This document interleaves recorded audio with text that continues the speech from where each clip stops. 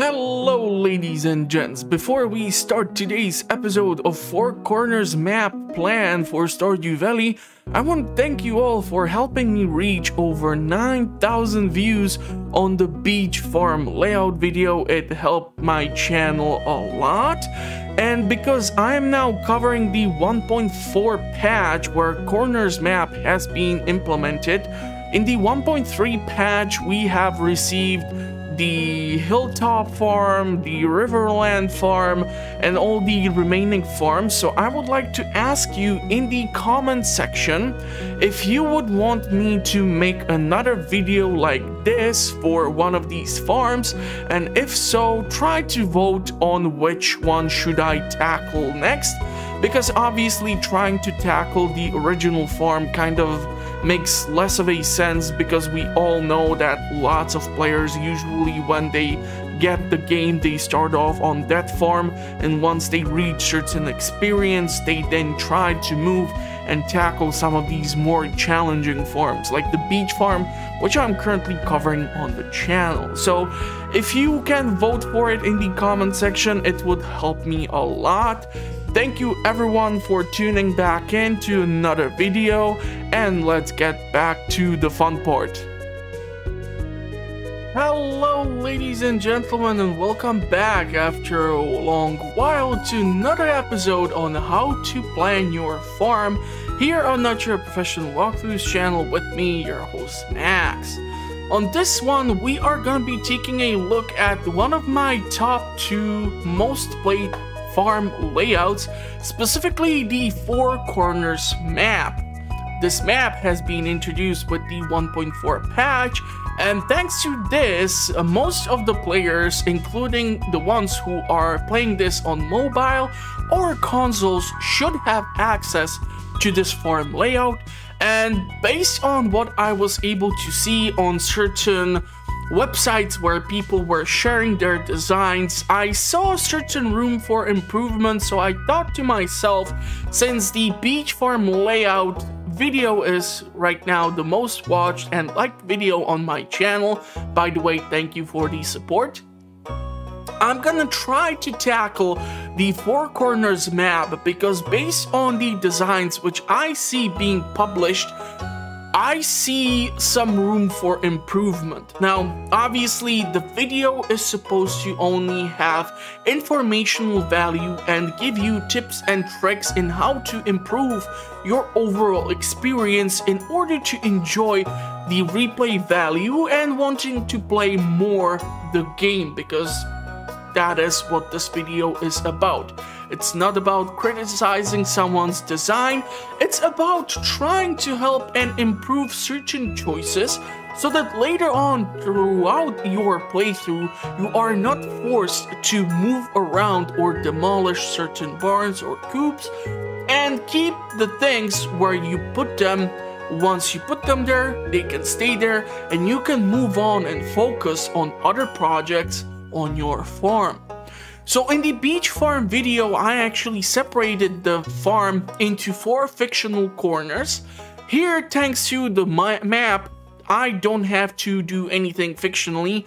We do have these walls which are gonna do the work for me. So we're gonna separate the video into quarter 1, quarter 2, quarter 3, and quarter 4. And I'm gonna talk to you about what are the best potential uses for set quarters, and what you should expect to do, and what you should try to avoid to do in order to maximize the theoretical potential of your farm. So let's head into it. So this video is not also 2 hours long, and you're gonna get some fun value out of this. So let's tackle the first quarter in the upper left corner. Now, when you start to play the game, majority of the farm is gonna be covered in foliage. So your trees, your sticks, your rocks, your tall grass, your fiber, there's gonna be plenty of stuff. The beauty about the top side of the quarter is the fact that usually it's less heavily populated by the foliage, Mostly the bottom part is gonna be heavily forested, and of course these passages are gonna be blocked off by either a large hardwood block, for which you are gonna require a iron or steel axe upgrade in order to get through that zone, or a large rock, for which you are gonna require the same quality on your pickaxe. Despite that, the center of the map is gonna give you actually a beautiful access point which you are gonna be able to go through. So you're gonna be able to move from your farm or from your home to the upper quarter and start clearing out this zone until you eventually get to your grandfather's shrine too. And if you clear out this section, this is gonna give you amazing point or amazing potential for a couple of things, which I'm gonna showcase to you of what you can theoretically consider planning for the quarter. So my personal preference and suggestion for the first quarter here, or the first quadrant, whichever way you want to reference it, is to build coops and barns here. The beauty of the fact is that usually by the time you are moving around here, you're gonna see tall grass, fiber, and other things which the animals can consume. Also, because you are gonna be clearing out this area from trees, rocks, and everything else, you're gonna be getting your hands on resources, and once you level up your foraging skill to level 1, thanks to the heavy forestation of the map, you're gonna be able to gather enough pine cones, maple seeds, and acorns in order to make the field snack, and therefore you're gonna be able to keep recharging your energy bar.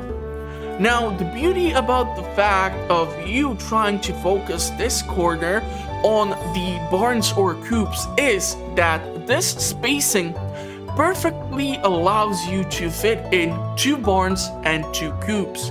For a barn, you require 6 times 3 space. For a coop, for a barn, you require 7 times 4 space. And for a coop, you require 6 times 3 space.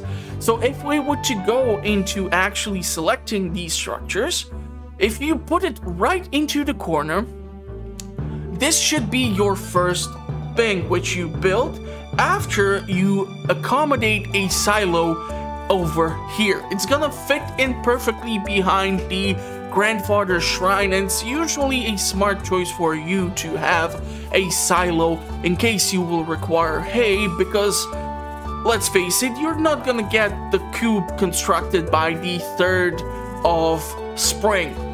3rd of spring is usually a rainy day, so you would require hay in order to feed your animals, but that's not gonna most likely happen.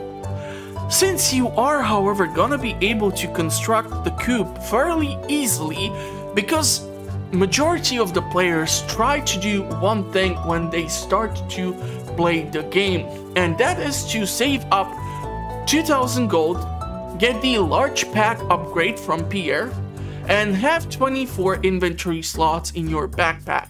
After that, you can start and try to move towards other projects, such as building your first coop, for which you will require 4,000 gold, 300 wood, 100 stone.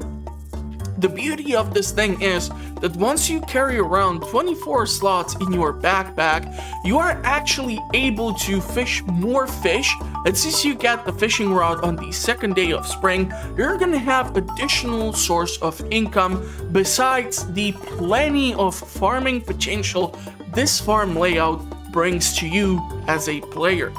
So once you build your coop and once you have your silo constructed, you can then start focusing on adding additional barn, additional coop, or additional barn. Now, however you decide to mix this around is totally up to you. If you want to have more barns first, go with the barns and then add in your coops. It's gonna still fit in case you have some sort of an issue with mixing up the structures. I actually did a 1.4 playthrough for Stardew Valley here on the channel, I was able to get almost to like second year of the fall season.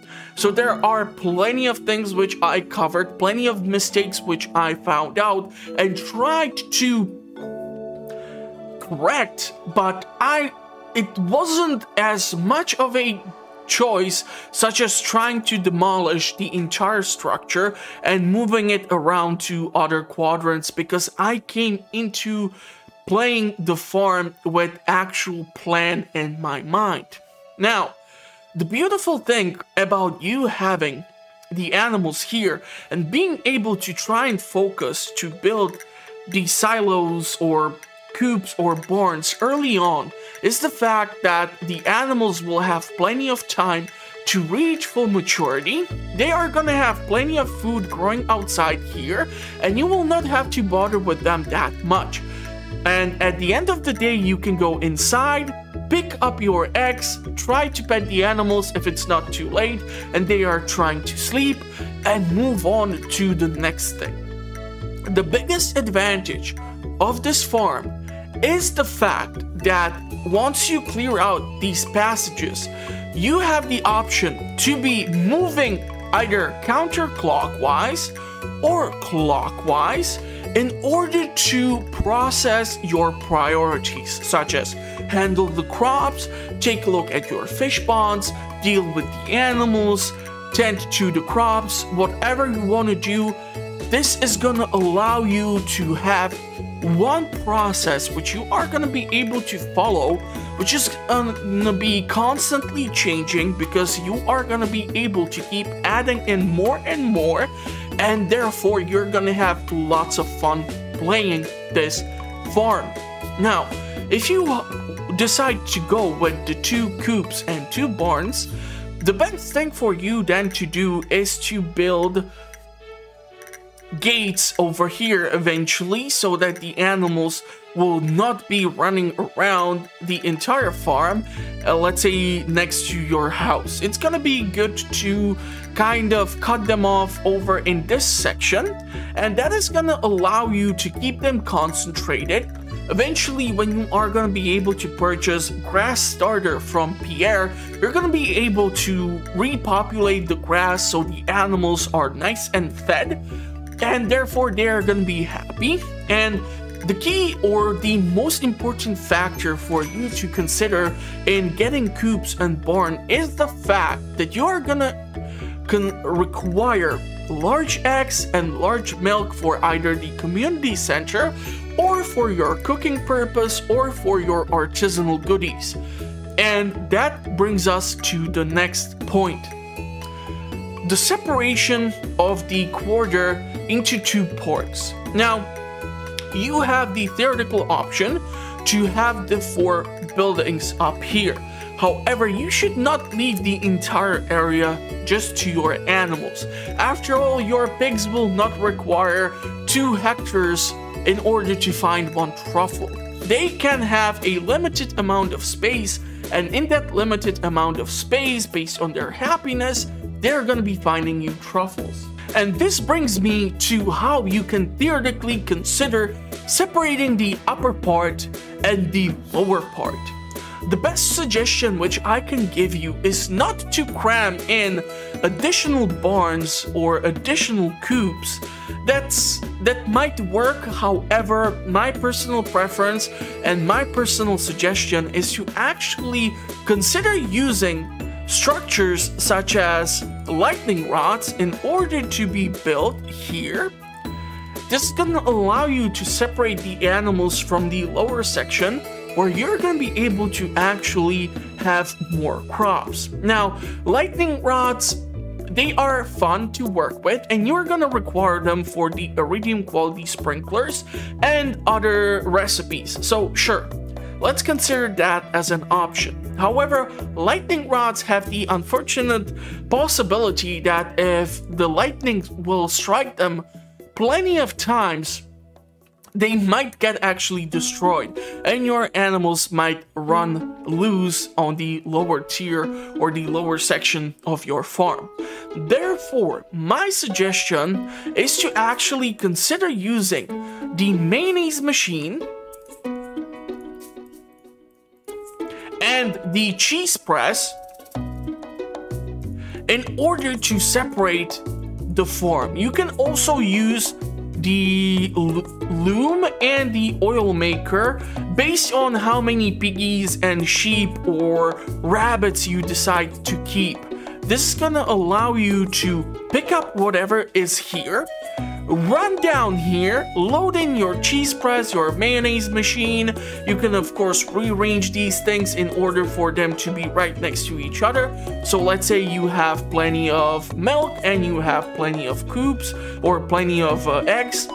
This is gonna allow you to keep all these things together, load them in, and once that is done, you're just gonna be able to move on to your next project. So let's say we're gonna keep a bunch of looms here, and we're gonna keep a couple of the oil makers on this side, and we can top it off with a few more cheese presses. It will depend on what is your preferred animal and what you want to keep where.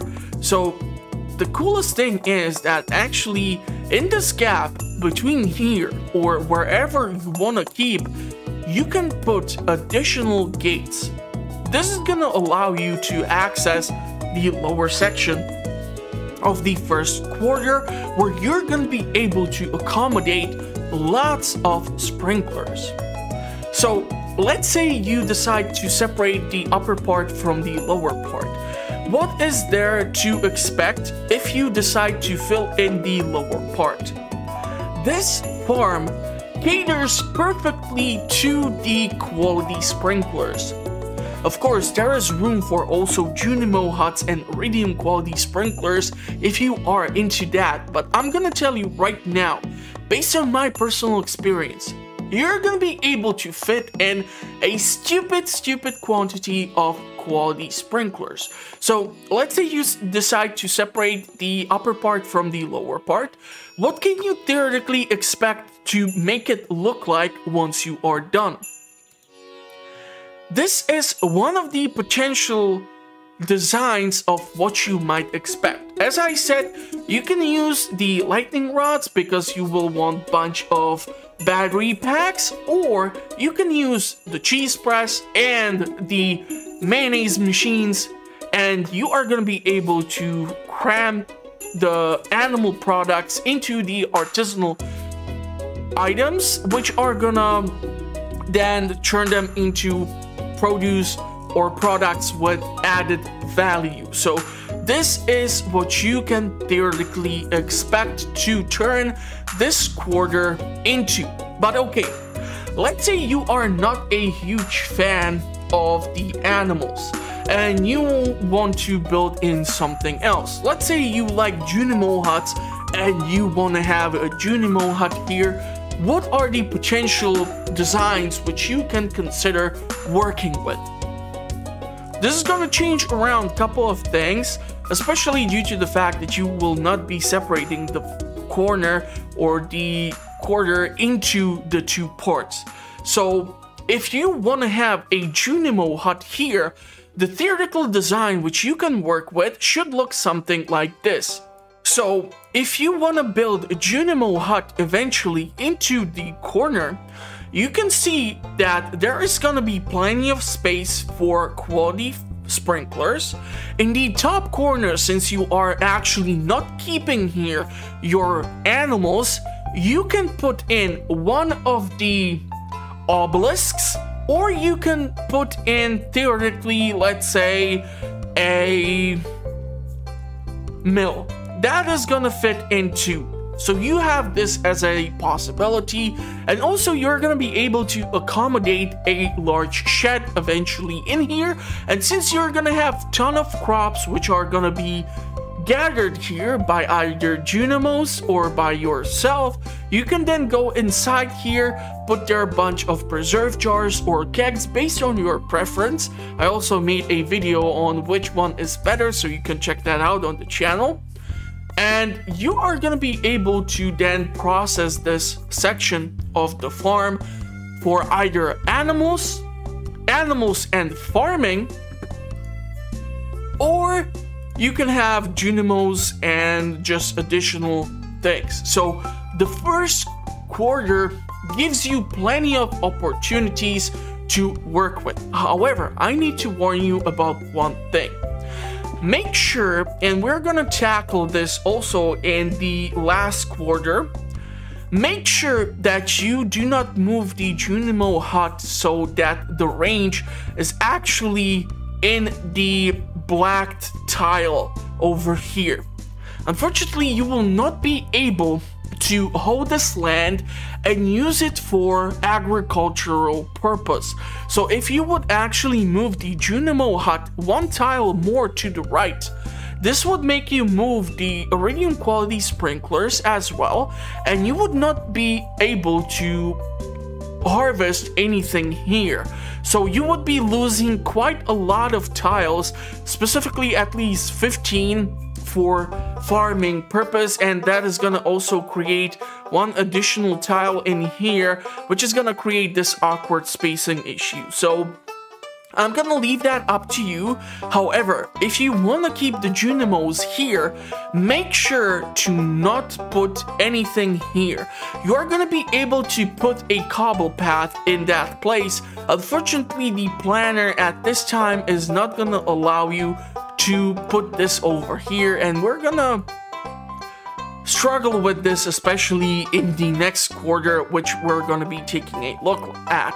So make sure that there is sufficient spacing for you to squeeze in those 9 iridium sprinklers, and then your Junimos are gonna be able to harvest all of these crops eventually, in case you prefer the Junimos to the option with the animals. However, as I mentioned, you will require animal products for recipes, you will require them for gifts, you will require them for community center, so consider your choices.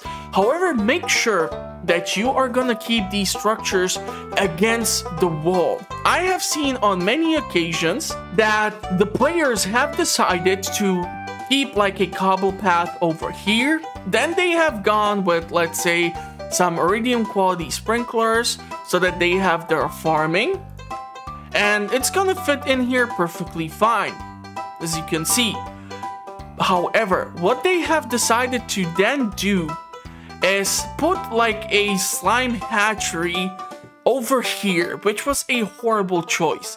There's nothing worse than you can do than have a structure in the middle of your farmable land.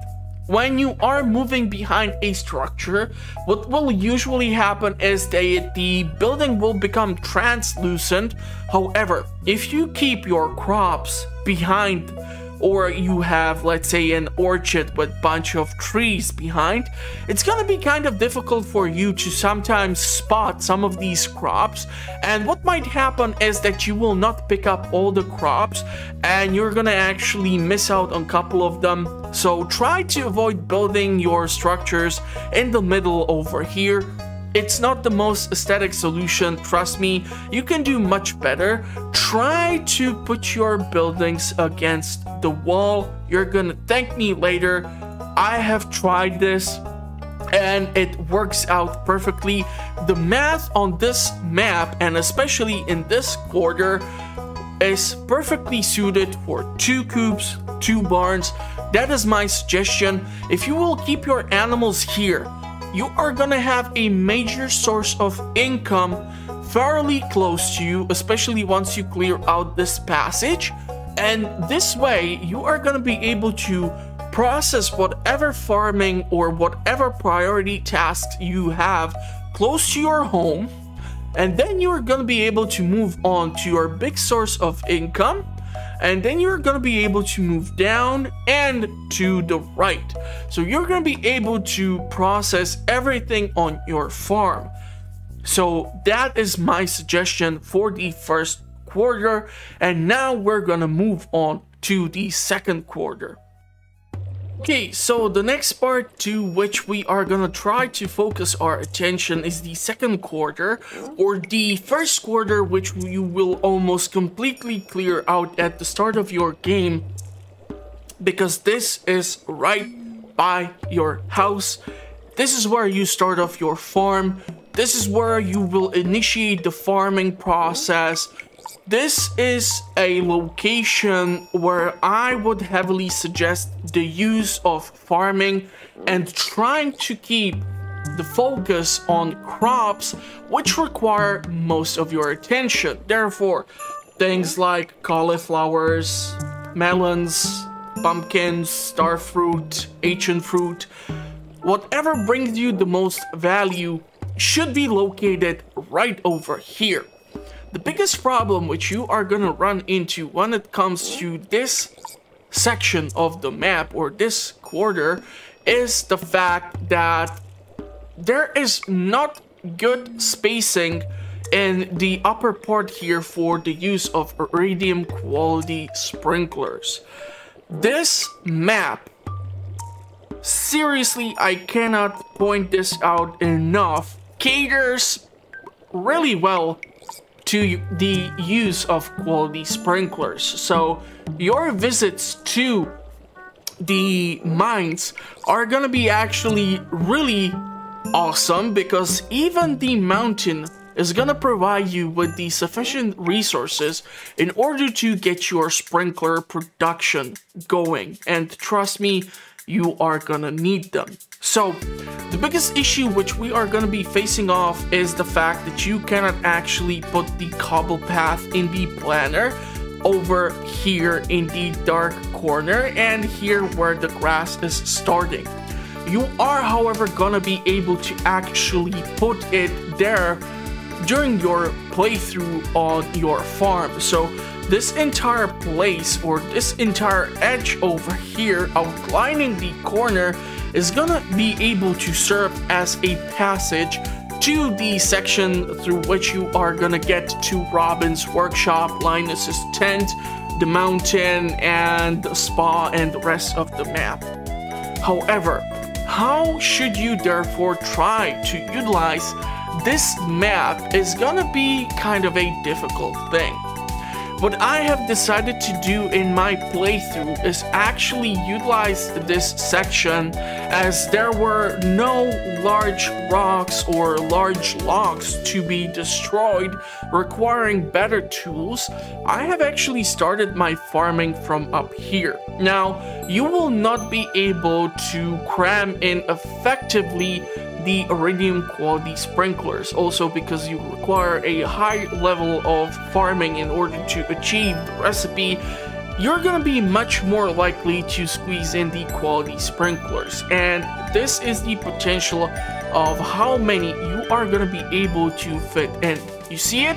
It accommodates perfectly 6 of them, and guess what? You're able to go one more below. And what this is gonna allow you to do is connect the cobble path right underneath, which is gonna eventually lead you to either your animals or your Junimo hut. It's up to you, what is your preference. So you are gonna have your initial farming taken care of. The sprinklers are gonna do the work, and you're gonna be able to keep extending downwards. So my suggestion, when it comes to the first or the second quarter right by your house, where you are gonna initiate all of your farming, mining, foraging, fighting, whatever you prefer to do in Stardew Valley, try to start from the top here and make your way down. Trust me, it's gonna work well for you, because in these lower sections you are potentially able to run into large stones and large logs, which are gonna require you to actually chop them or mine them or break them apart. So try to focus your attention on the upper corner here. Okay, let's say you have placed down your sprinklers. What do you do then? My suggestion is to keep on extending the cobble path down here, and therefore you're going to be able to separate the quarter into 2 halves. One is going to be on the left side, one is going to be on the right side. Now, once you get here, you're going to see that there's this weird cutoff. This is gonna still cause issues for you, because iridium quality sprinklers are gonna have kind of a weird time fitting in. If you try to eventually put them in here and you're gonna switch them from the quality sprinklers, and trust me, you're not gonna have fun fitting them in here. If you would theoretically decide to go with the iridium quality sprinklers into the upper corner, once I erase the quality sprinklers, you're gonna see the downfall of how much space you can theoretically waste. So if I were to fit in 3 of them, that is not the most efficient use. You have a dead tile over here which needs to be either hoed and watered by you, and you have also space in here. So you can theoretically put in some quality sprinklers, but then you still have this tile in here where you would theoretically have to squeeze in a bunch of beehives so you can get your mead production or honey production going. So this would be the only other option, and let's face it, it's aesthetically speaking, this is just atrocious. You can theoretically switch the beehives, put them up here. You're still gonna have the cobble path at the corner or by this edge over here. It's gonna actually allow you in the game to build it here, but you're not gonna be able to farm this land or hold this land. You're only able to put down structures, so keep that in mind. My suggestion is to not cram iridium quality sprinklers here or the beehives here. There are better places for the beehives, trust me. So try to stick with actually using the quality sprinklers. You are gonna be thankful for it. This is gonna be your small corner where, let's say if you want to have a steady supply of coffee, or you want to keep certain crops like strawberries or blueberries or cranberries in one place, this is a perfect place for you to put it. You're gonna thank me later. If you are, however, trying to eventually put in some structures, I'm gonna go over that too. However, at the start of the game, I do suggest to clear out this area. Make it so it will accommodate the quality sprinklers, plant your seeds accordingly, and eventually start populating the spaces with the quality sprinklers. And let's move on to the lower section. So as you can see, there is not enough space for us to put in the quality sprinkler here because there's gonna be some dead space. So what you can actually do is go ahead and put in more quality sprinklers, which are gonna fit in nicely. And this is where those beehives might come in handy. So you're gonna have this space and you're gonna be able to theoretically either put just beehives over here, or you're gonna be able to put in whatever else you wanna keep there. Let's say you wanna have kegs here so you can turn the crops immediately into wine or juice, or let's say you prefer the preserve jar, you can put the preserve jars over here and put the crops immediately into them. It's gonna work out perfectly for you. So once you have the additional quality sprinklers, you have the remaining space. Here is where I would actually suggest for you to start putting in the iridium quality sprinklers.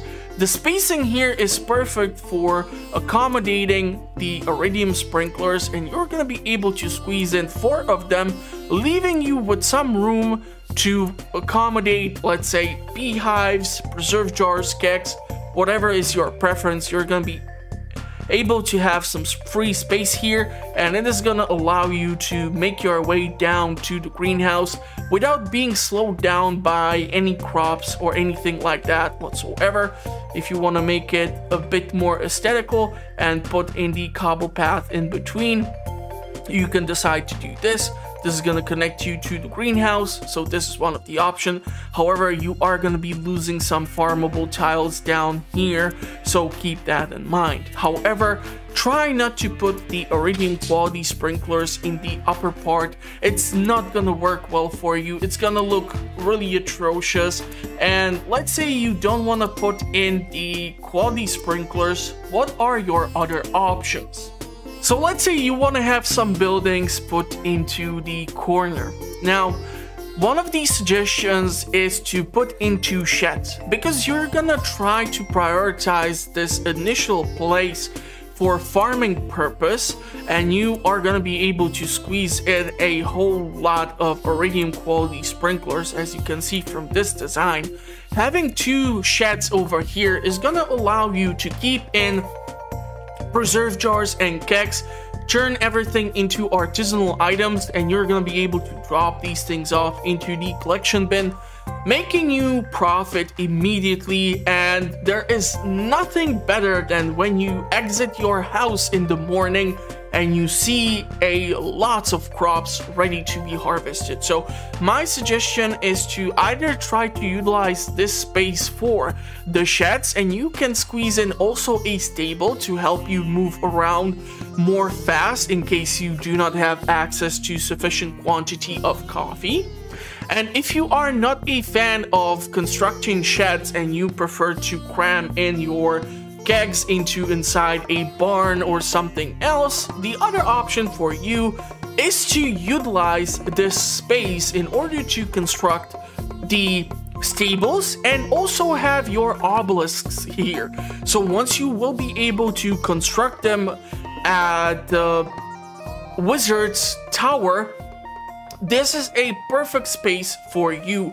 The reason why I'm suggesting you to keep them so close is that keep in mind, if you want to move into certain location and you don't want to waste too much time, let's say traversing from this corner of the map to the lower corner where you would keep the obelisks, this is a perfect space for them. Also, you're going to be able to still squeeze in the stables. Those are going to help you move around much faster and do whatever is necessary on your farm. So keep that in mind. However, try to still use the initial part, or this upper part which is left of your home, for quality sprinklers. You are gonna be doing lots of farming on this map, so getting the resources is gonna be important for you. And trust me, with all the quests which you are gonna be doing for community center, this farm is gonna actually help you get all those hard to get crops. It's less likely you're gonna miss out on anything, because in comparison to the beach farm, you're gonna have a stupid quantity of farmable land where these sprinklers are actually working even without the use of mods. And of course, I'm trying to cover this mostly for the players who do not utilize the mods. So if we would to therefore take a look at how this is gonna look at the end, what you might theoretically expect is something in the first 2 quarters which would look something close to the following. So this is gonna be one of the theoretical looks of how the farm can be. Once again, you are able to still squeeze in a bunch of things. Just keep in mind that if you obstruct any of these tiles, you're not going to be able to interact with them, so keep that in mind. However, as you can see, if you put in the passage over here, you're going to be able to accommodate stupid quantity of sprinklers, and by the time you actually fill in this area with the quality sprinklers, it might take you a season or 2, so you're going to be getting ever so closer to getting your hands on iridium. You're going to have some battery packs. You're going to be able to squeeze in those iridium quality sprinklers eventually. I suggest the use of this layout because if you put the scarecrows into these corners, they are gonna perfectly cover most of the crops inside of the square, and they're gonna also cover the rest of these crops. And here you're just gonna be able to accommodate a bunch of more scarecrows and all your crops are gonna be covered. And on top of that, if you're gonna have your animals here and keeping the pathway over here, you're going to be able to have 2 quarters done, which are going to be heavily productive on your behalf. However, as I said, if you don't want to keep too many sprinklers in this section, you have the option, once you unlock the recipes, to build the obelisks over here and also stables. I would avoid constructing these stables right next to the house. Yes, I know it looks aesthetically pleasing when the stable rooftop is connected to your upgraded home. Trust me, I know it looks nice. Unfortunately, it creates this dead space right behind it, and it's super hard to build up anything over there. And also, if you would, for example, try to build, for example, 2 barns, you are able to then put in 1 silo. However, you are blocking off this small space behind your home, which you can actually use for some preserve jars or furnaces, wherever you like to keep them. However, it is gonna create this awkward spacing. But if you want to use or have your Junimo hut here and you like to have animals close to your home because you do care about, let's say, petting the animals, so you increase the friendship with them and you get your hands on the big milk sooner, this is one of the options. If you're gonna try to squeeze in cubes, there's gonna be some space available, so my suggestion would be to put in barns if you do prefer those buildings. If you're gonna put in the cubes, this is gonna create this awkward spacing issue. You can put in like 2 silos, but that is gonna leave you with only a tiny space to get up here. And trust me, if you ever came back to your farm in the middle of the night and you were obstructed by something and you were counting down the seconds before the time runs out and your character falls asleep, you do not want to have anything obstructing your passage. So building something like a shed or something else is definitely not the right choice here, because it's gonna block off the entire passage and you do not want to have that. But having a barn here is also an option in case you want to keep the Junimo hut in this section. So if you would decide to go for it, you can theoretically consider having this as an option. So as I said, if you want to keep the Junimos here and have more farming here, you can keep one of the obelisks in the corner by the Granddad's Shrine, keep 2 barns on top of here with 1 silo, and have cheese press used as the fence or theoretically loom or oil machine in case you want to have a bunch of bacon running around next to your home. However, this is gonna also cause a bunch of issues eventually if you try to put in stables, so I would suggest to not go exactly with this plan. There is much better use for this section of the farm when it comes to the animals, but this is one of your ideas. The rest of the farm here in the corner can be actually used for the iridium quality sprinklers. You're gonna be able to accommodate a lot of them. This is gonna give you lots of crops. If you want to make sure that you have sufficient quantity of food, you're gonna of course have to build more silos eventually, but we are gonna get to that eventually. So yeah, this is one of the many possibilities of how you can use this quarter. And if you do not want to use, for example, this quarter, like I use here constantly for 2 iridium quality sprinklers and bunch of beehives, you could theoretically consider building in some structures. However, if you decide to go for it, you are gonna have to keep in mind that you're not gonna be able to accommodate all of the buildings. For example, sheds require 7 times 3 spacing, but you are gonna be actually able to build them over here.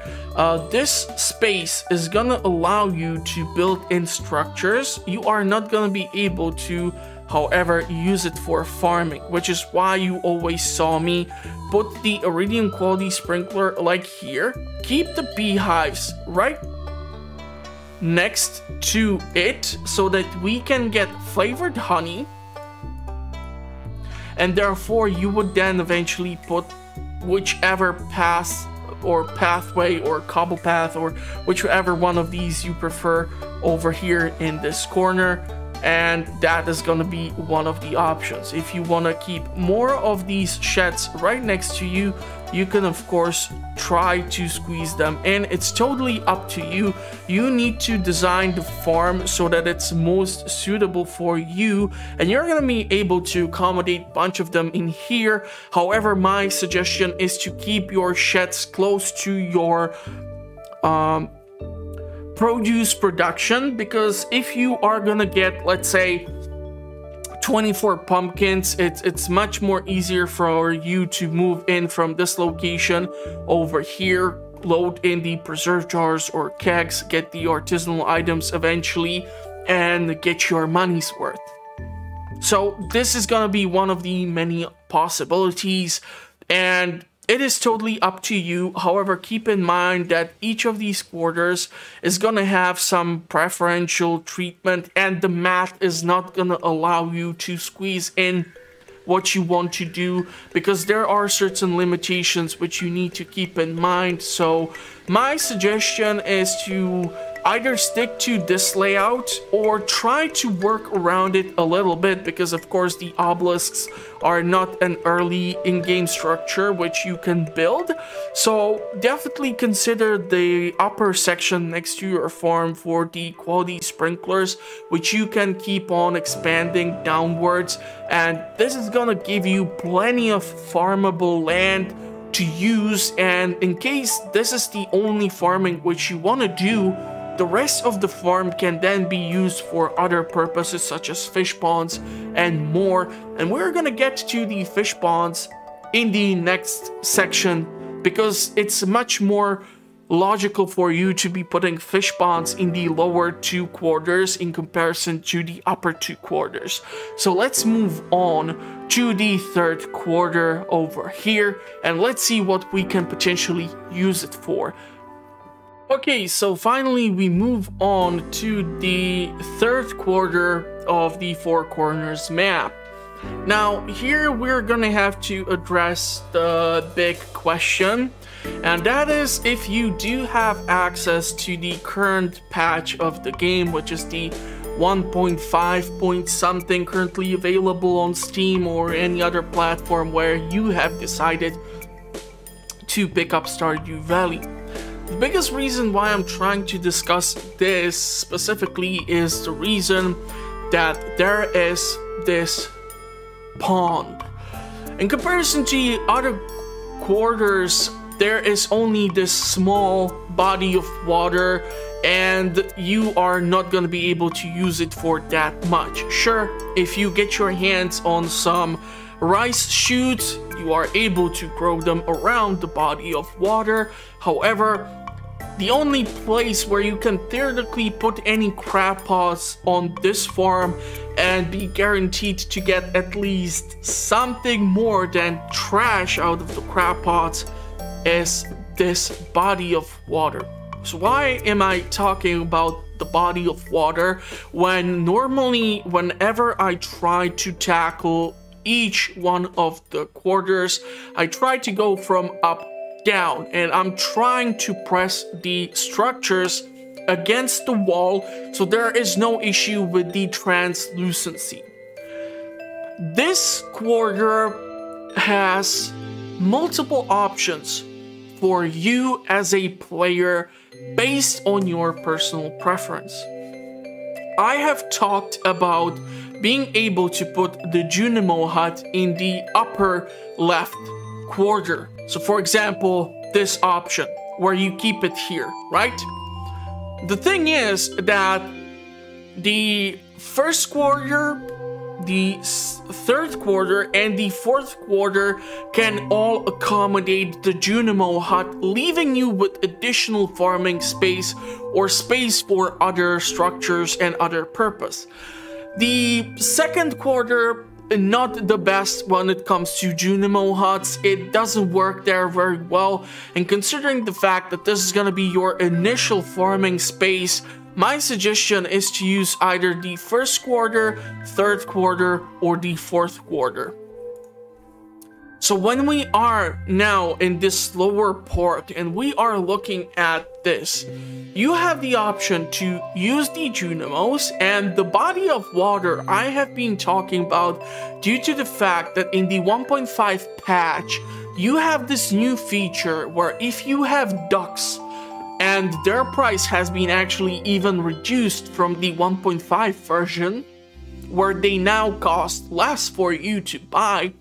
If you have ducks close to a body of water, they're gonna swim in it.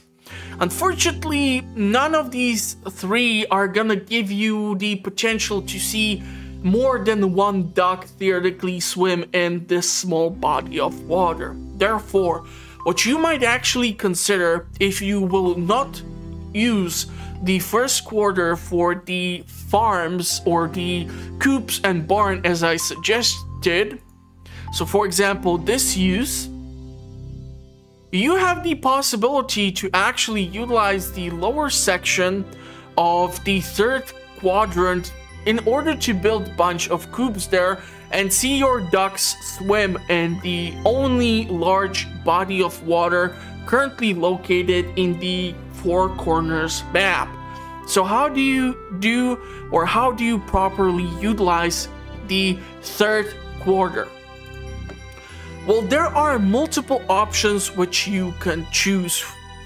My personal preference is to consider using the fish ponds here, because fish ponds have now received a couple of changes, and there are also quests in the community center where you will require to drop off, let's say, 15 lava eel roe or 15 aged lava eel roe in order to fulfill one of the community center quests. If you, however, are still playing this on the mobile or consoles and you do not have access to this, fish ponds are still a good source of income for you because they create the artisanal products, and also you are gonna require the sturgeon roe eventually if you decide to go with the community center, and the Jojo Mart is gonna be turned into a cinema, spoiler alert. You are gonna require sturgeon roe or caviar, so you're gonna need to put at least some fish ponds on your farm. So this is the corner where I do suggest a heavy use of fish ponds, because if you have one is never enough. Trust me, I know it from personal experience. So what theoretically can you decide to do in this quarter is go into the buildings and start building the fish ponds, not into the corner. Go 3 tiles to the right. This is gonna create additional space for silos. Here's the reason why. If you start building your fish ponds in here, make sure to leave 2 tiles free in between. This is gonna leave you with plenty of passage to move on to the next section of your farm. And this is gonna allow you to accommodate a beautiful number of 9 fish ponds. However, you have created this free space in here. Why do I suggest you to leave it free? Unfortunately, if you would try to put in anything from barns or additional structures, you're gonna see that this one tile over here is always gonna be left untouched.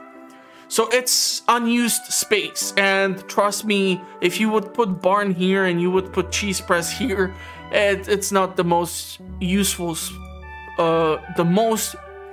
it's not the best use of the space. So therefore, my suggestion is to leave space left behind, put in those fish ponds, then you're gonna be able to squeeze in 4 silos. Now, why in the world do you need this many silos to work with?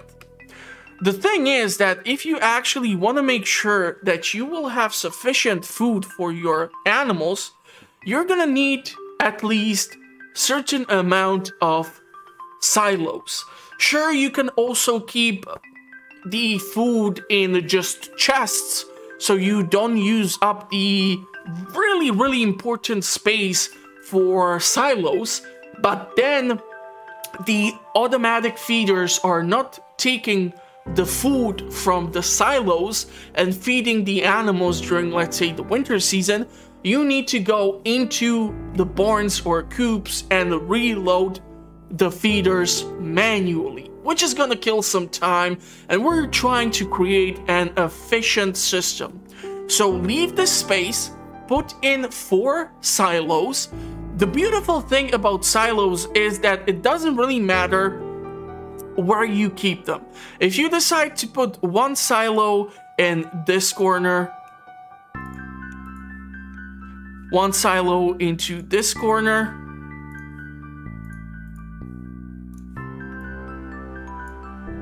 one in here, and 1 in here, it doesn't really matter. The food counts as 1 number, so you are able to still go to, let's say, just 1 silo, load in all the hay which you have, let's say, purchased from Marnie or obtained by farming wheat, and it's gonna count as the same thing. This means that you do not need necessarily access to all the silos. So if this one is in the corner and you are never gonna be able to touch it after Robin has built it, it doesn't matter, because it counts as 1 number, and these 4 are gonna provide you with sufficient food for winter season. And this is why I talked about the body of water, because you can actually separate this section and you're gonna be able to put in bunch of cubes. So let's say we would make space here, because you want to make sure that your ducks are gonna be swimming in the water. This is the only body of water where you're gonna be able to successfully see lots of ducks swimming at the same time, and because they're gonna be consuming the food from top to bottom, eventually they're gonna make their way to the body of water and you're gonna see them swimming in the water, in case you will not decide to use the upper quadrant or the upper corner for coops and barns. I have been playing the 4 corners map before the 1.5 patch has been released, where the swimming ducks have been implemented, which is why I still strongly suggest the use of this as the place for coops and barns. However, if you want to switch things around and eventually when you get access to the new content, consider placing the coops down here. Of course, if you don't want to build just coops, you can also squeeze in a bunch of barns, but because we are talking about the body of water and all these coops, you're gonna see some swimming ducks, so I'm trying to accommodate theoretically any desire to see that new content happen at your farm.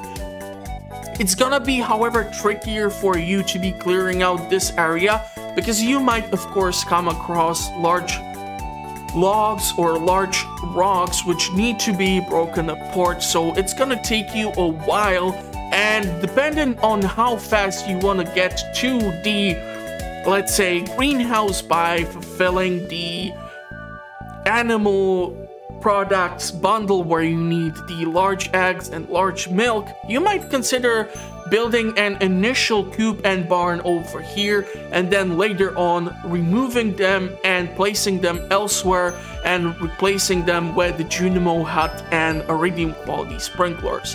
However, consider the fact that you are gonna have to sell the coops and the barns. Before that, you're gonna have to sell the animals.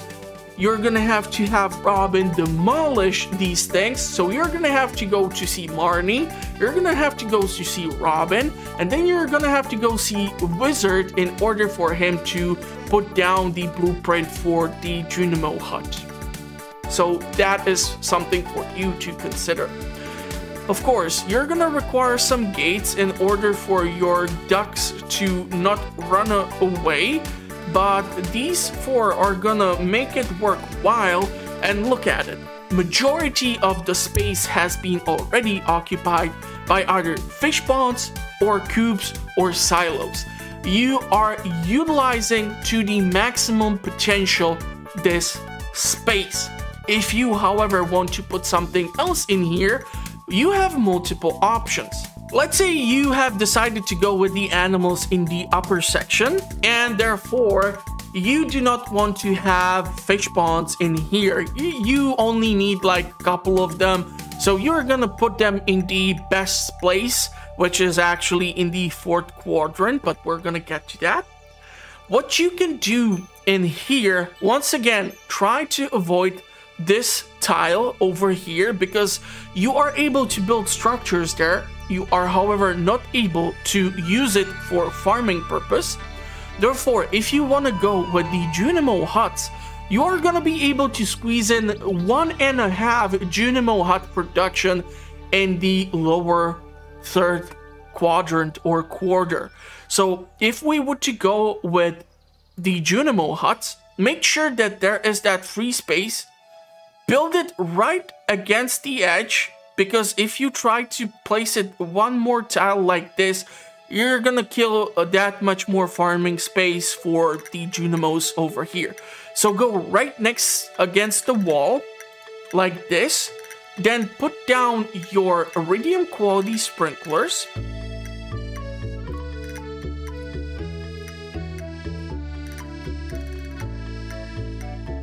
And this is gonna give you the potential to have your Junimos process your farming on your behalf in case you are a huge fan of Junimo huts. I personally do not use Junimo huts because I know that if you are harvesting the crops which are fully mature, you are pausing the time. So you can have a full field of crops like this.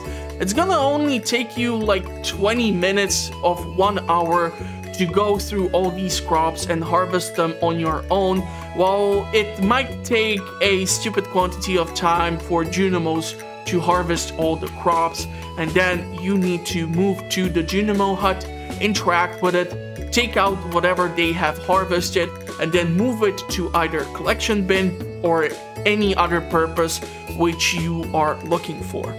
Once this Junimo hut is fully set up, you're gonna be able to squeeze in additional iridium quality sprinklers. However, you're not gonna be able to put in the 8 of them. You're gonna only be able to accommodate like 5 of them.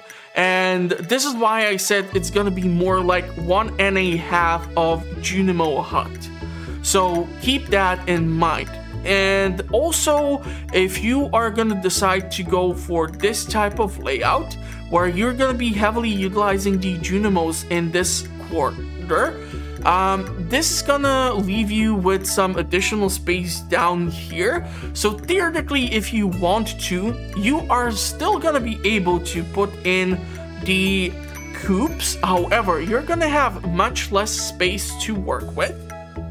So let's say we would put them like here. You're still gonna have your swimming ducks.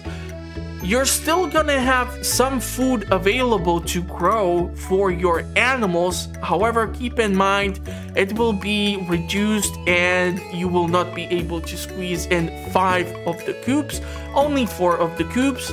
You're gonna be able to put down a silo over here.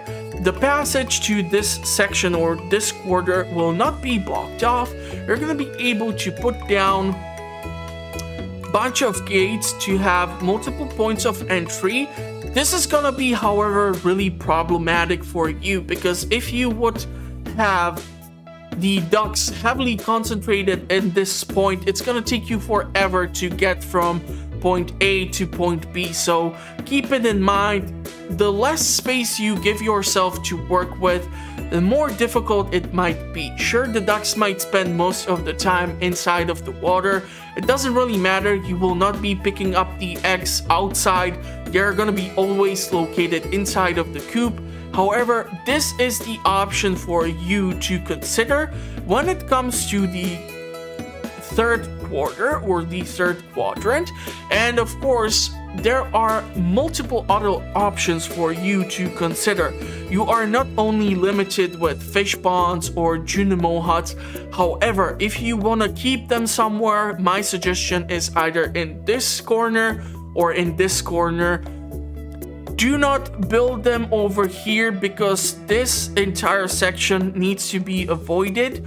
Same as here or same as here. We need to go one tile to the left. So we would have to follow the same procedure. This way you are going to have a ton of crops here because each of the iridium quality sprinklers can water 24 crops at the same time.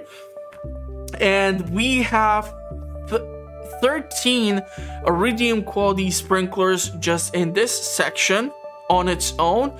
So if we were to pop up a calculator, that is 13 times 24, and that is 312 tiles of crops which you are gonna eventually get from the Junimos. So that is a good potential for you to consider. Then there are remaining options for you to choose from, where you would be able to, for example, go with like a slime hutch. Next to it, you can then squeeze in a fish pond, and the rest of the farm can then be utilized for other purposes.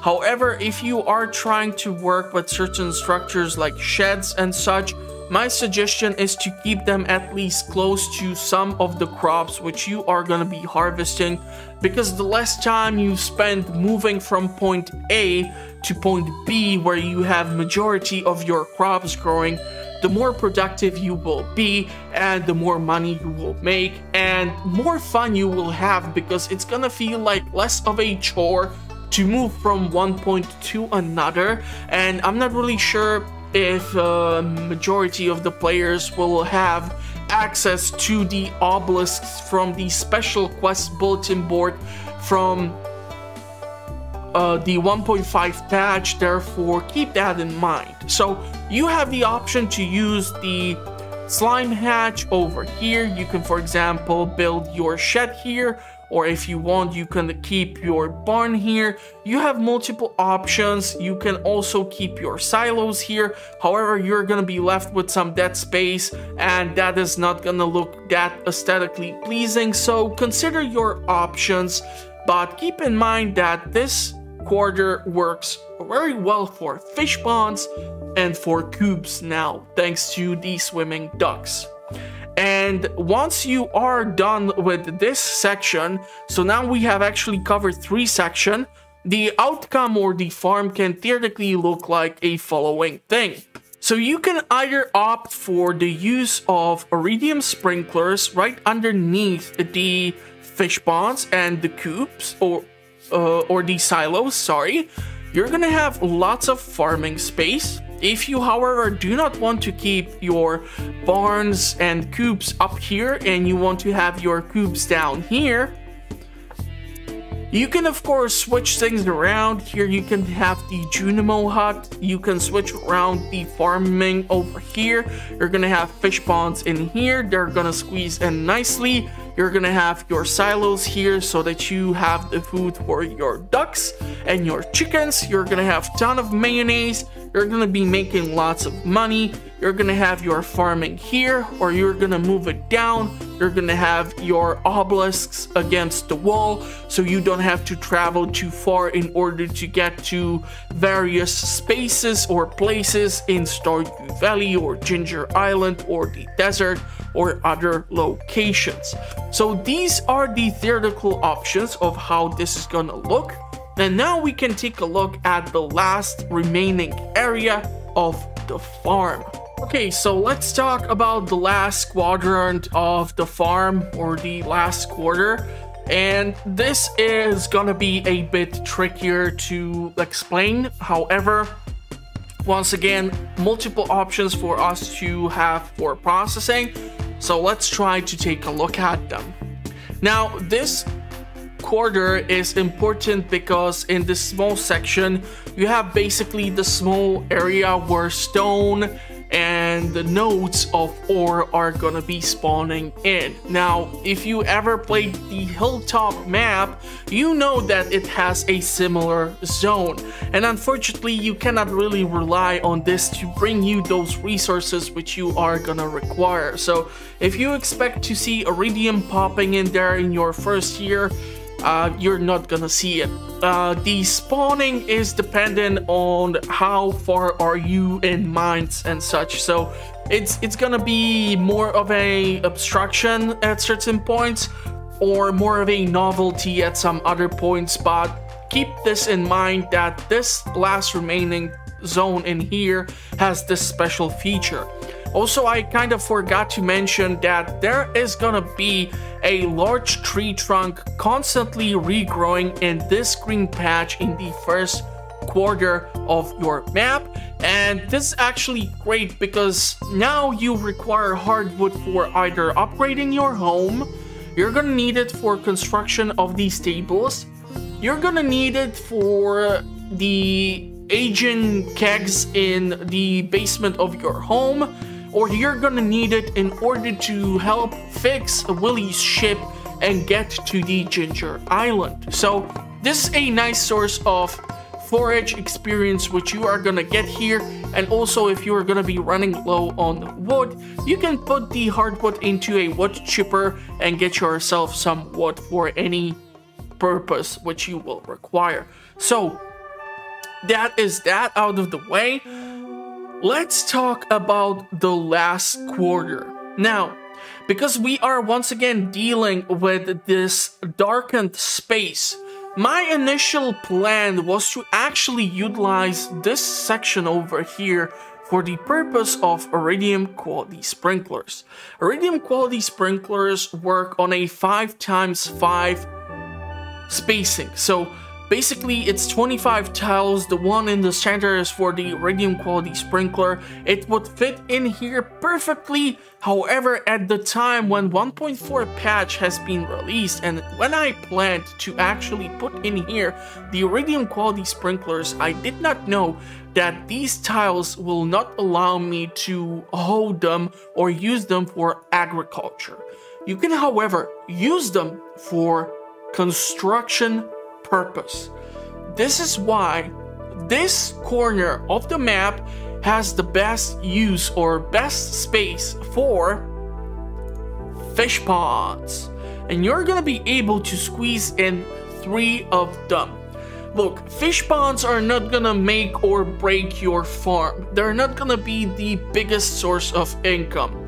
If you are, for example, playing beach farm, go nuts with the fish ponds or go nuts with coops and barns because you don't need to water these things. They're gonna eventually produce something and request something from you from time to time. If you want just a couple of fish in fish ponds, let's say you want to be making caviar and you have your hands on a sturgeon, or you want to be making fish taco for Caroline, or you want to be making salmon dinner for Alex, you can put in these 3 fish and that's it. That's perfectly fine.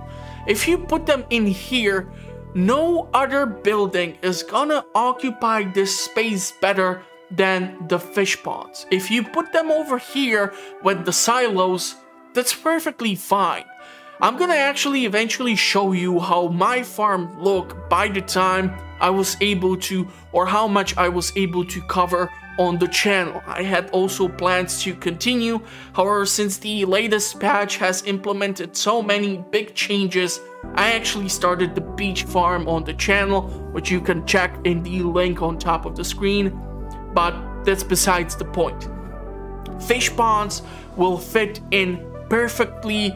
Consider this as your option, because if you try to put in silos or anything else, you're gonna have 2 tiles of dead space which you are gonna have to accommodate for some other purpose. It's pointless for you to be squeezing in a well because each corner has a body of water, and if you try to put in something like a mill or so, you're still gonna be left with a tile. So keep this in mind. However, let's say that you do not want to go with the fish ponds. Okay, sure, that's perfectly fine. You don't need to put them in here. I'm just stating the obvious. This is the best place for you to consider putting fish ponds, and 3 of them are gonna work there perfectly. You don't have to worry about that. If you do not want to have fish ponds here, however, you can put in, once again, Junimo Hut. The thing to keep in mind is that majority of players are gonna spend time in this section. If you're gonna try to put Junimo Hut somewhere in here, you're always gonna lose some form of farming space. As you can see, there isn't simply enough space to accommodate all the 8 iridium quality sprinklers and have them utilize or water all the tiles. Here, this grass tile would not allow you to farm on it. Here, this gray or darkened tile plus this grass on the side of your home will not allow you to use it. Here we have also the corner of this cliff here, so you're gonna be limited. Therefore, don't try to squeeze Junimo Huts over here. If you want to, you can squeeze it in here. As you can see, it will once again work. However, you need to make sure that this tile will be left for your cobble path or whichever passage you prefer when it comes to roads.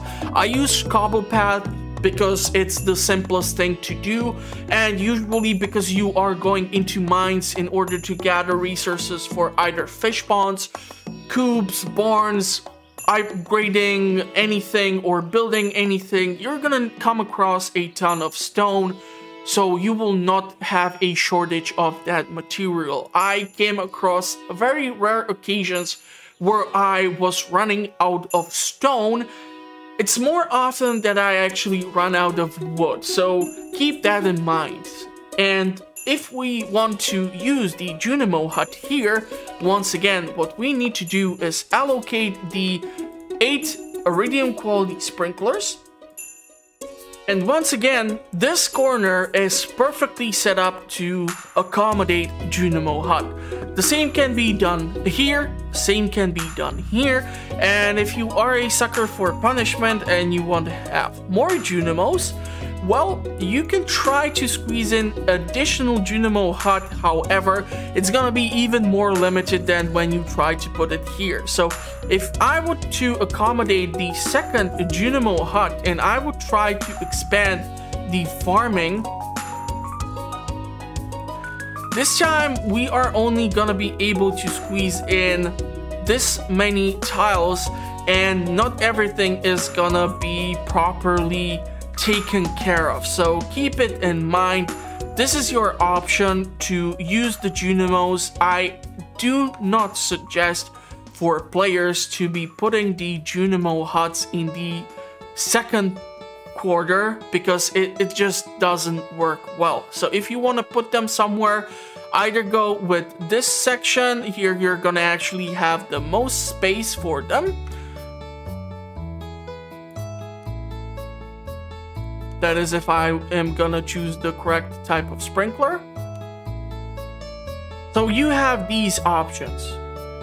Obviously, you're gonna get the most out of this place, but these are the options where you should consider Junimo Huts.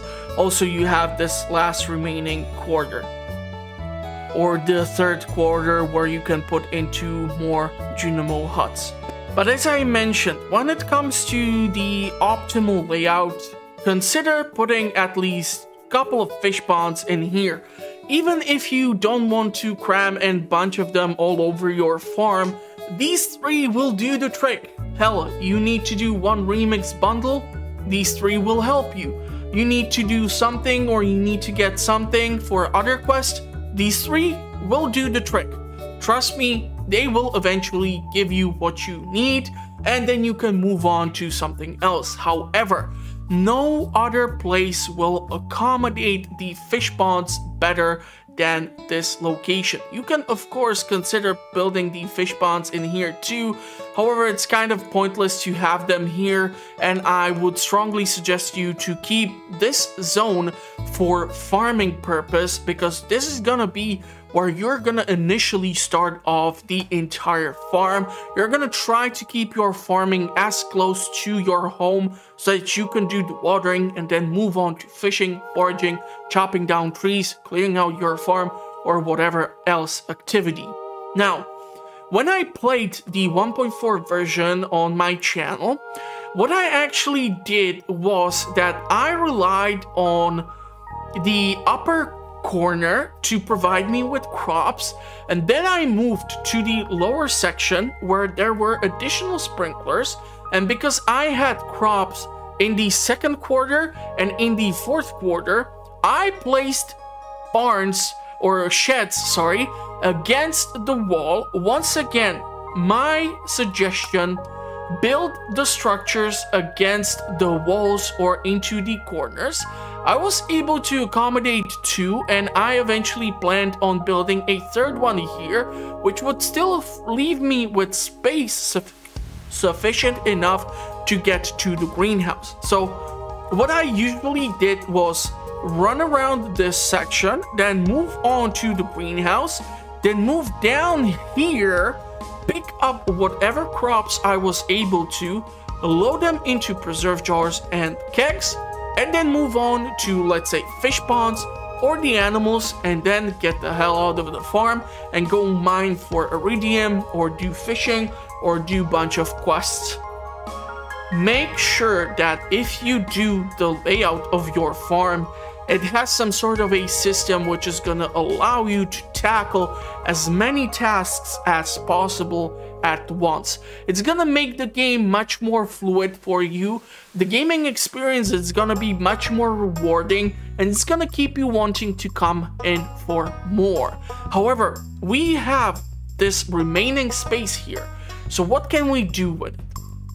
Well, I'm glad you asked. You have a stupid quantity of farming space remaining, and the beautiful thing about it is it's gonna allow you to accommodate again lots of sprinklers. I said it once, I'll say it again. This farm loves quality sprinklers, so you're gonna be able to squeeze in a whole lot of them. It doesn't really matter how you choose to do so. If you want to go from this corner or if you want to go from here, you're gonna be able to squeeze in lots of quality sprinklers. And this zone over here is gonna actually allow you to accommodate a lot of iridium quality sprinklers.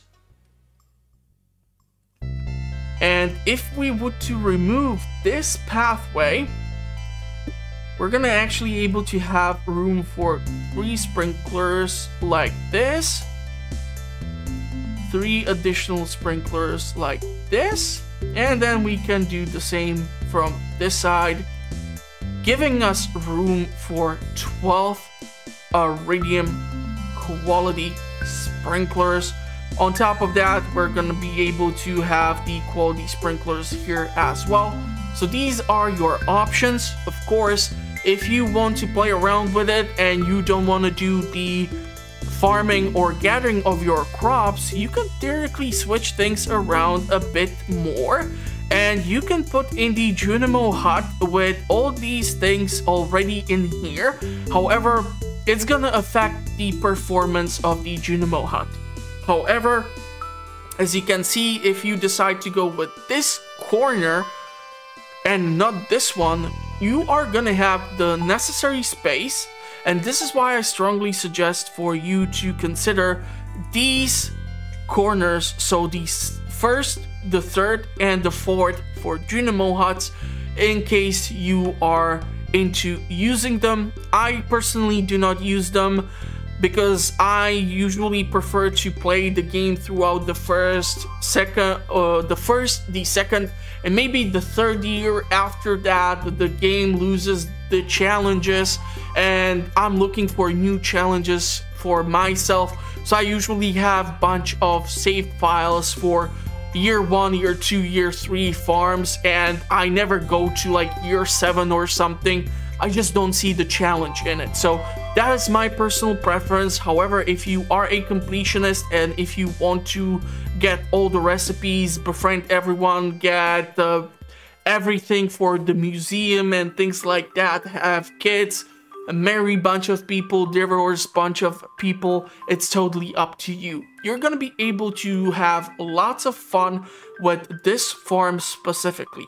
I was really skeptical when this farm has been announced, to be perfectly honest, because I didn't know what to expect, and I wasn't really a huge fan of these hills or cliffs which are separating the farm. However, I have to say, I really love the farm right now, and there are endless possibilities for you to come up with smart decisions and smart layouts. However, I'm making this video because, especially even on the community group for Stardew Valley Planner and such, I have seen many people do really weird choices with their farm, and I'm trying to give you the inspiration to make the right choices, because I have seen things which really were not pleasant to look at, and I wasn't really sure what was the purpose behind choosing to build certain structures or choose certain things in specific way, especially when I saw certain YouTubers cover the Four Corners map, and they have gone with really strange choices, knowing very well that there are tools like the planner. And for example, what they have decided to do is go into this third quarter and, for example, build their coop and their barn like this. Then they had, let's say, 1, 2, 3 fish ponds like this. They used the hardwood fence or whatever fence they were able to get in this way. And basically then they used like a wooden floor or any other type of floor to cover the remaining tiles.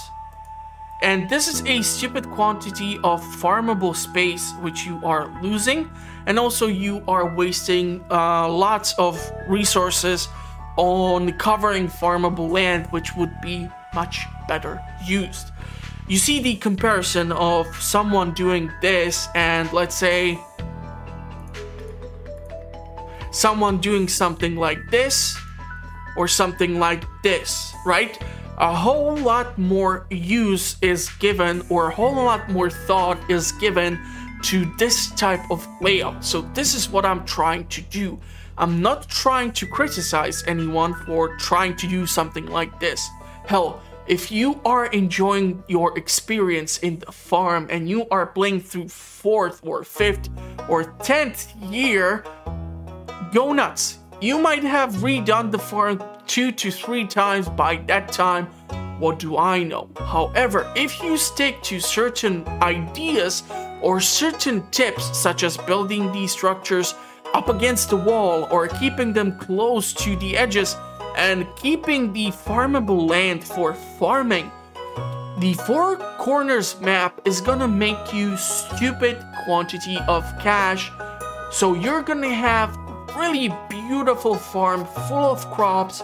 It's gonna look awesome. You're gonna have a great time. This is something which you should consider. And then there is one last thing which we can take a look at, which is like a special 5th section of the Four Corners map, and that should be mentioned right over here in the center.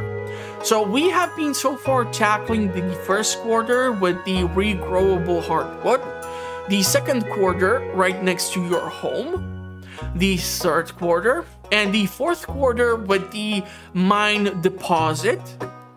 Now we have time to take a look at the center. The center is going to be important because it's going to be your highway or your shortcut, especially at the start of your playthrough when it comes to dealing with the Four Corners map.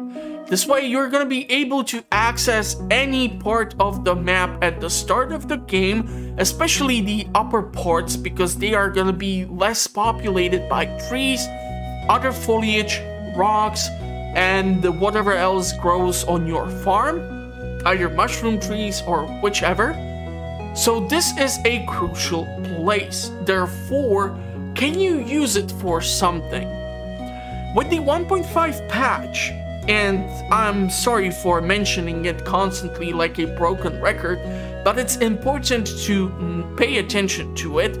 The planner will not allow you to do this as of yet because you cannot select the greenhouse and you cannot move it around, which you can actually do currently in the PC version of the game. You can move around the greenhouse on your farm. I would suggest you to not do it here.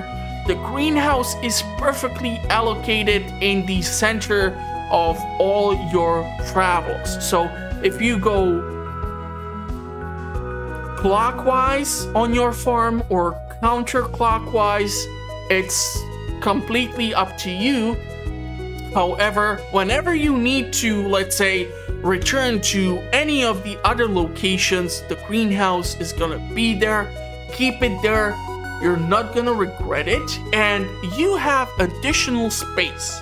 Now, the beauty of this farm is that it's truly giving you a ton of opportunity for you to do farming.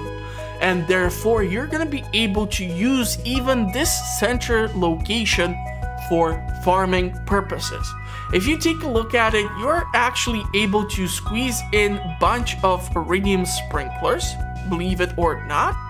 So at least 3 are gonna work in here. However, if you don't want to be slowed down by the crops which are growing in these tiles specifically, you can put in other things. You can put in your obelisks. You are gonna have the space for them. You're gonna be able to space them out nicely. So this is gonna give you the choice to go through this and see if you are gonna be able to squeeze these in and have lots of fun with them. And this is gonna basically summarize how this is gonna look. I'm gonna show you what my farm was looking like when I was covering it on the channel. So let's see if this link is gonna actually work. So this is the point to which I was able to get with my farm during the 1.4 playthrough. I was using the lightning rods. However, if I would have used the cheese press or the mayonnaise machine and the oil maker over here as the fence, it would have worked perfectly. I could have switched around some of the sprinklers, but yeah, obviously the farm was not fully finished, but it gave me enough work as it was to get things processed. This was second year, fall season. You can check out the playlist if you would like. If you, however, are more interested in my current playthrough on the channel, I'm gonna give you a link on the top and even in the description of the video so you can check it out. I kind of do need the views and I go over the content which was newly implemented if I get to it. So your special quests where we go over the new blueprints or new things which you can acquire, I go into detail there. I cover it with the use of the wiki pages. I have recently done a big video on my channel for Queen of Sauce recipes versus recipes which you get from the NPCs, trying to determine which ones are better for you as a player. That's also an amazing video. You can go check it out. I'm gonna give you a link in the description. So you obviously were able to see that this farm is not completely finished. There was still some room for improvement. I was playing around with lots of quality sprinklers because once I was moving them away from over here, they ended up in the lower fourth quarter. I kept the furnaces in here, but eventually they would be moved away or inside the third big shed because one was full of only preserve jars, one was full only with kegs. So yeah, lots of fun stuff. I would build in additional fish ponds for even more production, and if I would actually have the choice, I would then build in either additional sprinklers or build in additional coops to see my ducks swim in this water, because this snapshot and this farm has been built before the 1.5 patch has been released. Therefore, all that you see on this farm can be also achieved on mobile and other platforms such as consoles. So nothing which I have covered so far should be game breaking or should not allow you to access the data and work with it and see what works for you best. As you can see, I'm not a huge fan of the Junimo huts, which is why the farm ended up looking how it ended up looking. So this is the option which you will have. And we can take a look at other designs which the players have decided to go with, and we're gonna see if they made the right choices and what can be theoretically improved, if there is even room for improvements. So honestly, from the aesthetical point of view, my farm is not gonna compare that well to the other designs which I was able to come across on the internet. These are really good looking farms which I would like you to take a look at. So let's see, what do we think about the first design. So I was able to come across this beautiful design. I'm not really sure if there are any mods in use. However, you can see the efficient use of space in some of these sections. Now, we see that the player has gone for the right choices, such as keeping some of these structures at the edge or next to the wall. We do not see the use of that many Junimo huts. We do see 3 of them. However, the biggest issue is that they are not properly utilized because the Junimo hut can actually accommodate 8 iridium quality sprinklers. However, I get it, it's probably for a symmetric point of view. We have a barn here. There is plenty of space to move around. Granddad's shrine is nicely decorated with flowers. We have 3 large sheds over here, which probably each is used for different purpose. Coop is accommodated here. Barn is accommodated here. 4 silos are placed in here, right against the corner. They have the trees for the tappers. They do have some fish ponds. They even have the slime hatchery. They have decided to keep the greenhouse in the center, and they are basically using the remaining place for farming. This is a smart choice. The only thing which I would probably move around is either the mill, the coop, the barn, the second barn, and the stables. There are better places to be found, but this is honestly a really smart use of the space. I give this 8 out of 10, to be perfectly honest. There aren't that many things to pick against or to focus on when it comes to room for improving. Obviously, the person who was making this has put in a lot of thought. So overall, pretty beautiful design.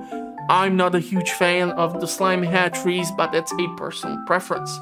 Next design which I came across, which I thought was interesting, is this one. So this one shares at least the season with my farm, but the fun thing is, I'm not sure if there are some mods being used here. I do understand that the player has decided to free up this space, and I'm quite sure eventually they would try to squeeze in a Junimo hut, so this space in between looks like was specifically left out for that purpose. But there are some nitpicky things which I would definitely try to address when it comes to this, such as the fact that the slime hatchery is moved so that there can be oak, a maple, and the pine tree next to it with the use of the iron fence. Honestly, I would probably move the hatchery 1 or 2 tiles to the left. I do understand that it now creates the symmetry with the fish ponds. However, the entire lower section here is not utilized that well, so you are not getting access to, let's say, crab pots. Sure, you can restore your water in the watering can from the fish ponds. You have beautiful selection of probably midnight carp, lava eel roe. I'm not really sure what turns the water green in the fish pond, or what turns it purple, or what's the shade of this color. I'm quite sure all of you in the comment section are gonna be able to let me know what is the proper use for each of these fish ponds. That is, if you are still watching until this point. And again, this section is used for the fruit trees, which is theoretically a decent choice, but I would decide to keep them inside because this way you are ensured that you are gonna have constantly a supply of the fruit. Now, there are a few more things which I would try to address, so let's go from this section to this section to this section to this section so that there is some sense to it. Honestly, I don't see the issue with decorating the grandfather shrine. I kind of do see the issue with you building a well and 2 mills on top of here when this space can be used much better. The use of the beehives and apparently some sort of a flower that is eventually gonna grow there and give you flavored honey is a smart use. I'm not a huge fan of you building the coop over here because I'm not sure if any of your animals cannot squeeze in underneath the body of water and get to the greenhouse, let's say, or to your beehives.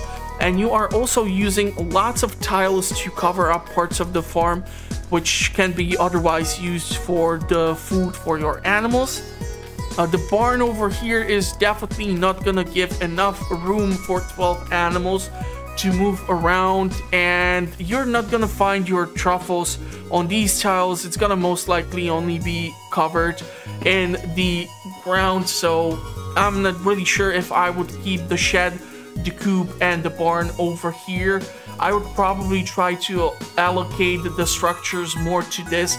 However, I have to say that you did a beautiful job centering everything around the Junimo hut, which once again not properly utilized because it can handle twice the quantity of the iridium quality sprinklers, and I also see you using the quality sprinklers and a fence, which I understand is for the aesthetical purpose, but the fence tends to deteriorate over time, which is something that I would suggest also switching to either the mayonnaise machine or cheese presses instead of the fence systems. So that is probably it. There are some things which obviously look beautiful, but I would probably not do this type of a layout because there are some things which just simply do not work for me. But if we move on to the next section, we see that he has actually put down the obelisks against the wall, and therefore he was able to put the stables closer to the home. If you would actually build it right next to it, it would look much nicer. And I'm not really sure why you had to build the 2 wells on top here and then you decided to not build them in the lower part of the map as well. We see 2 golden clocks, so obviously this is much later in the game. I'm probably guessing this is like year 5 or God knows what year where he was able to achieve this. The use of a Junimo hut here, I'm not really sure if I would go for it. You have a lots of unused space here for farming purpose. You have decided to still put in 2 iridium quality sprinklers over here. If you would have actually placed them here, you would be able to put in a bunch of beehives and you would not require a specific location such as this. But overall, it's a really pretty looking farm.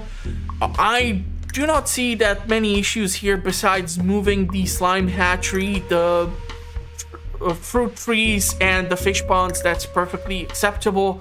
And over here, obviously you see that there is that issue with that space because he has decided, or she has decided, to put the silos over here, and the fish ponds would actually work in here much better. And because the person is using 2 silos and 2 coops and 2 barns, the use of these 4 structures would much better be used here, and therefore the Junimo hut could have been used in this section where it would be fully utilized. So there is some things which I would obviously change. I would give this farm 6 out of 10. Aesthetically talking, it's much better looking farm than I will probably ever be able to put together. But I think I have also found another farm which is also pretty damn beautiful and doesn't have that many things that I might see an issue with. So let's take a look at it. So this was the last farm which I was able to find, which kind of caught my eye. And you can see that there are plenty of choices which have been made, which make a whole lot of sense. Aesthetically talking, this farm is 12 out of 10. My farm in comparison is like 4 out of 10 because it's not completely finished. It's just year 2 fall season. I still haven't crammed in a bunch of things which I wanted to do. But because the 1.5 patch has been released and I wanted to get more content for the channel, I started to cover the beach farm. So here we obviously see that a whole lot of thought has been placed into this farm. So we see a beautiful use of symmetry. We see 2 sheds over here. We see the use of fish ponds being placed here, which is a smart choice because this theoretically occupies the same space as would the iridium quality sprinklers. However, you would not be able to farm this last tile, so this was actually a really smart choice. The use of the mills, I'm not really sure if you need it because it's much easier for you to actually obtain wheat from Pierre. Yes, it's gonna cost you 100 gold a pop, but honestly, if you are gonna be growing wheat on your farm, I suggest the use of turning wheat into beer. It's gonna make you a whole lot more money. It doesn't take that many days to be done, and you can also give it to Pam and Shane as a gift. And because Shane will give you 2 recipes, you're getting at least something out of it in return. And I think there's also Pam recipe somewhere in there. So yeah, go check out the Queen of Sauce versus NPC recipe video. I do need the views there as well.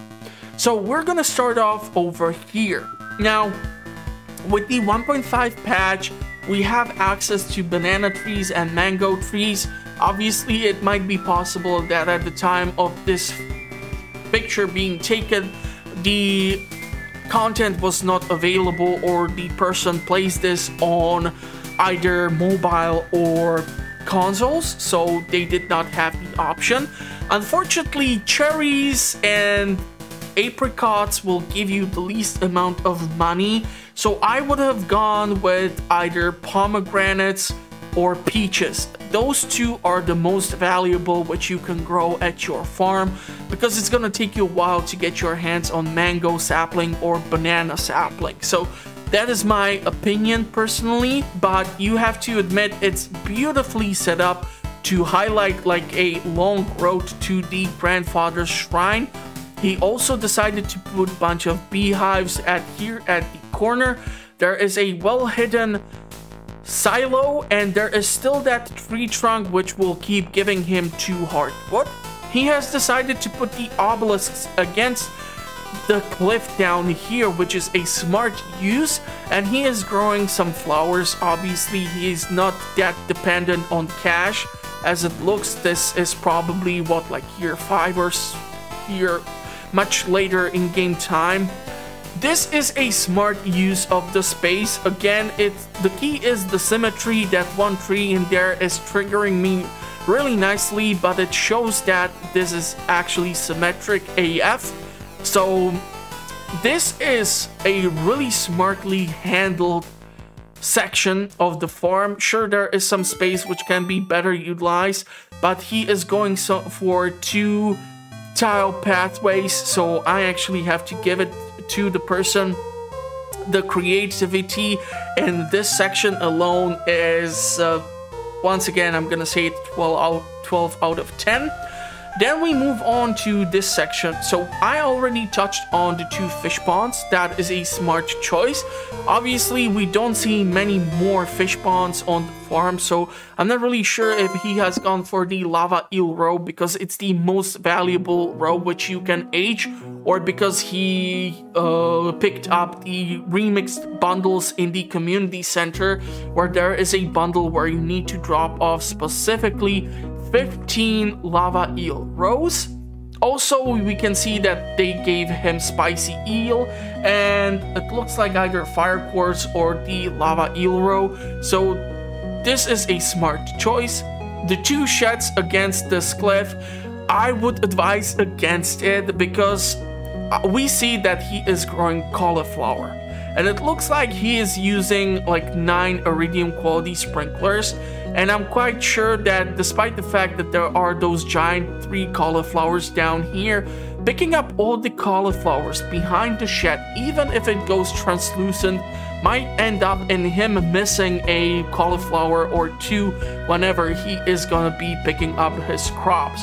Other than that, it's a really smart use of the space. This is the biggest issue which I have with this space. And here he is actually utilizing grass starter to grow in between all of the beehives. He has a bunch of blue jazz growing in the middle.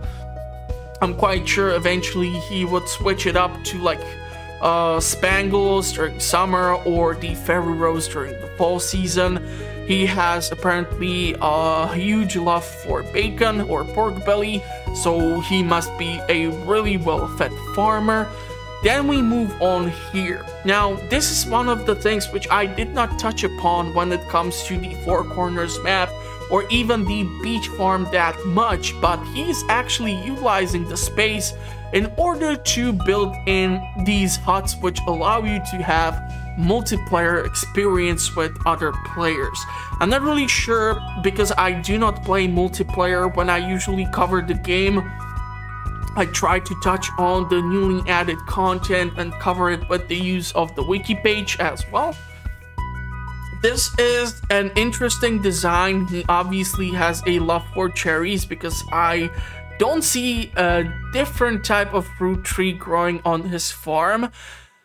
The only thing which I would nitpick is probably the fact that he is not placing these structures against the wall, so I'm not really sure if there is enough space for something else to grow, or like for you to walk in and have tappers installed on these trees, which is something that I actually do not see. He does have plenty of trees growing here, but I'm not sure if he's getting his tappers from this location or from any other location in the valley. And because he has 1, 2, 3, 4, 5 large sheds, I'm quite sure he or she is using them for either artisanal production or any other production. So that is the option which you can go with. He has decorated it in the center. There is the golden clock, which is going to prevent for all the junk to be respawning at the spring year or the first of spring or each first of any season to populate your farm. So this is really interesting choice. I have to give this to the person who created this. This is really interesting. It looks really beautiful. And then there is the last section, which is used mostly for farming. So it looks like there is a bunch of ancient fruits that are gonna be reaching full maturity eventually. He has decided to go with cauliflower. If I would be in the later stages, I would actually switch from cauliflower to rhubarb because you are gonna get more value from that. But other than that, this farm is like just a couple of things which I would nitpick against, but other than that, it's like 13 out of 10. So yeah, all these farm in comparison to whatever the hell I was trying to do here, obviously people have invested a whole lot more time into their farms, but yeah, I'm currently doing the beach farm playthrough for the 1.5 version. Eventually, I'm hoping I'm going to be able to get to the Ginger Island and things like that, where I will be able to cover and bring you a whole lot more content. So yeah, in case you are interested in what the channel is currently up to, consider subscribing as I publish content similar to this on a weekly base. I do mostly playthroughs, and in between I do other projects which I publish from Mondays till Fridays. If you have any questions, concerns, comments, tips, tricks, feel free to leave it in the comment section. It helps a lot with the algorithm. If you did like the video or you did learn something, give it a like. It helps with the algorithm too. My name is Max. I'm gonna wish you a pleasant rest of the day. Hopefully you are staying safe, and I will see you in those comments or at the next one. So hopefully eventually you're gonna be able to post a bunch of links to how your farms might be looking like, if it's gonna be even possible. If not, then please, for those stupid bot accounts which keep leaving the links to those websites that are claiming that there are hot ladies in my vicinity who want to meet me, please stop it. It's annoying. And that is gonna be it. Thank you for watching, and bye bye.